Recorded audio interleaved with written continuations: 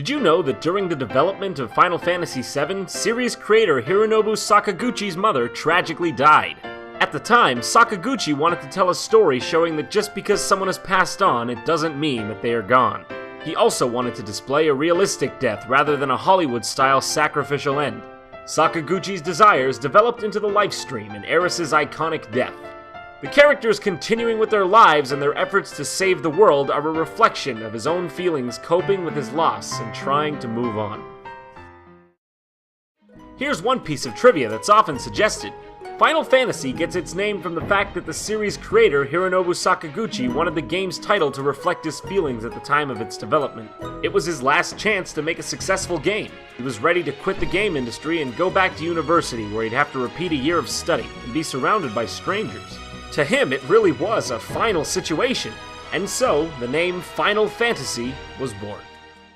The NES version of Final Fantasy had a reference to another major RPG, Dragon Quest, or Dragon Warrior, as it was known in North America. In the English version of the game, in the city of Elfheim, one headstone reads, "Here lies Erdrick." Erdrick was referenced often in the original Dragon Quest and is the hero of Dragon Quest III. The reference was originally to Link from The Legend of Zelda.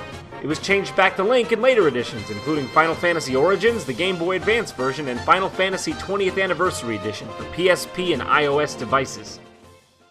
Final Fantasy VI has 3 unused enemies hidden in the game's code: Zardragon, Colossus, and an alternate form to Umaro. The alternate Umaro and Colossus use the same graphics and palettes as other enemies in the game. The Colossus is fairly simple and has a full attack script. Also, the alternate Umaro is weaker than the original. But it's Zardragon that's interesting.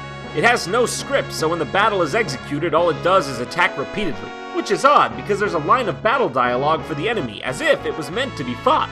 The dialogue reads, "Wahaha! Humans and their desire! I'm free at last! I bring you destruction. I bring you terror. I am Zar. Prepare yourselves!" Taking into account the dialogue and its incredible likeness to Shinryu from Final Fantasy V, it seems that Zardragon was intended to be an optional endgame boss. Zardragon actually made it into the Game Boy Advance port of the game. It was called by its original Japanese name, Kaiser Dragon. It had a unique sprite similar to the Super Nintendo design, a full battle script, and was the boss of the new bonus dungeon, making the previous endgame boss idea seem more or less accurate. In Final Fantasy VI, there are multiple cases of art assets being censored in the North American release.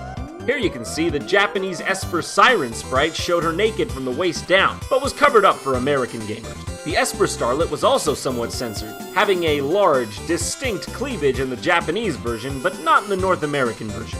Censorship also hit the North American enemy sprites. The alluring rider went from sporting a thong to wearing a unitard. The Madam's puff of smoke was removed, and more of the goddess was covered up. One last change that seems entirely pointless was changing the signs from reading pub to cafe. All these changes were also kept in place for the Game Boy Advance port of the game. That's all for today, but we'll be back with more Did You Know Gaming soon. So make sure you subscribe, like us on Facebook, follow us on Twitter, and check out more gaming trivia at didyouknowgaming.com.